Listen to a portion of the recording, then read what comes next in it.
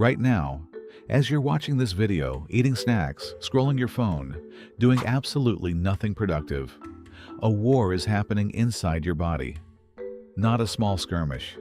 A full-scale, 24/7, no lunch break, no vacation days war, with millions of soldiers, spies, and weapons. And somehow, you're just sitting there, relaxed, unbothered. Meanwhile, your immune system is out here doing unpaid overtime every single second, with zero appreciation. Welcome to the most important war you never knew you were fighting, and also never said thank you for. Think of your body as a nation. Not a metaphor, practically a nation. A very disorganized, chaotic nation where nobody voted for anybody, but somehow things still run. You have roughly 37 trillion cells living inside you. That's more than 4,000 times the population of planet Earth, all crammed into something that still can't remember where it left its keys. Every one of these cells has a job.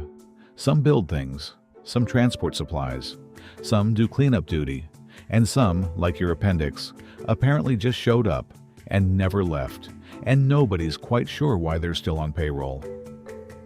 It's a fully functioning civilization, with borders, infrastructure, communication networks, and yes, an army. Because just like any nation, your body has enemies. And unfortunately, they are everywhere, and they did not RSVP. Right now, you are basically walking through an all-you-can-eat buffet, and you are the food. You're swimming in an ocean of invaders. Scientists call them pathogens. You know them as the reason you can't have nice things.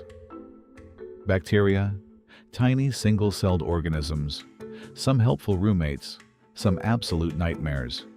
There are more bacterial cells interacting with your body than your own human cells. You are, biologically speaking, outnumbered in your own house. Viruses, these guys don't even qualify as fully alive. They're basically freeloaders with a memory stick. They can't reproduce on their own, so they break into your cells, kick your DNA off the couch, and force it to make more viruses instead. Fungi, spores, just floating around, patiently waiting for warm, damp real estate. Your armpits, for example. They're basically tiny real estate agents scouting your body 24/7. Parasites, organisms that would love nothing more than to move in, rent-free, forever, and never do the dishes. Every one of these is trying, right now, to sneak past your borders. Some just want a free snack. Others want to take over the entire nation and rename the capital. So why aren't you sick right now, reading this sentence, covered in bacteria? Because your body built its defenses way before it needed them, like an overly prepared friend who packs a first aid kit for a 2-hour road trip. Your skin is your outer wall, tough, dry, slightly acidic, and extremely rude to most bacteria that try to move in. It's basically a 2-square-meter, no vacancy sign, and it's working overtime every second of every day. But walls need gates, and your gates are your mouth, nose, and eyes. This is where your body gets sneaky. Your nose and throat are lined with mucous membranes, sticky, gross-looking traps that catch invaders like flypaper. Yes, that's what snot actually is. Not gross, a trap. Your nose has been quietly running a hostage situation your whole life, and you never even knew. Your eyes wash themselves constantly with antibacterial tears, basically tiny automatic sprinklers that also happen to kill germs. And your stomach? Pure liquid acid, strong enough to dissolve most things that dare make it that far. Your stomach is less digestive organ and more medieval torture chamber, and honestly, respect. This is layer 1. For 99% of invaders you encounter every single day, the war ends right here, before it even begins. You never even find out it happened. Your body just quietly wins and doesn't even brag about it.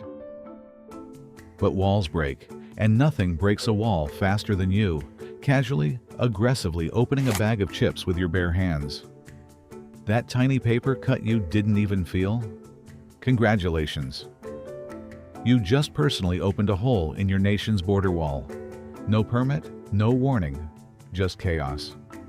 Bacteria that were harmlessly chilling on your skin's surface a second ago are now pouring through the gap like it's a Black Friday sale, straight into your bloodstream, your body's own private highway system. This is the moment everything changes. Because the second that border is breached, an alarm goes off. And unlike your actual house alarm, this one doesn't have a snooze button. Chemical signals flood the area, screaming one message to the rest of your body. We are under attack. Also, why did you open the chips like that? And within seconds, not minutes, seconds, your body's rapid response army is already sprinting toward the wound. No meetings, no paperwork, just straight into battle. So who exactly are these first responders? Turns out, your body's army includes soldiers that eat enemies whole, like tiny, extremely aggressive pack-men. Soldiers that explode themselves on purpose just to take the enemy down with them, which is either heroic or deeply concerning, depending on how you look at it. And a weapon so old, so effective, that you felt it 100 times in your life and just called it being sick, without any idea it was actually a battle strategy. That's the next chapter of this war. Because right now, inside you, backup has already been called, and it's arriving fast, with absolutely no chill. Somewhere out there right now, billions of people are walking around, laughing, scrolling memes, arguing about pineapple on pizza, each one of them an entire civilization at war, and not one of them thinking about it for even a second. You've survived every single battle so far, every cut, every cold, every invisible skirmish you never even clocked. Your body has been keeping you alive since before you knew what alive meant, and it never once asked for a raise. The least you could do is meet the army doing all the work.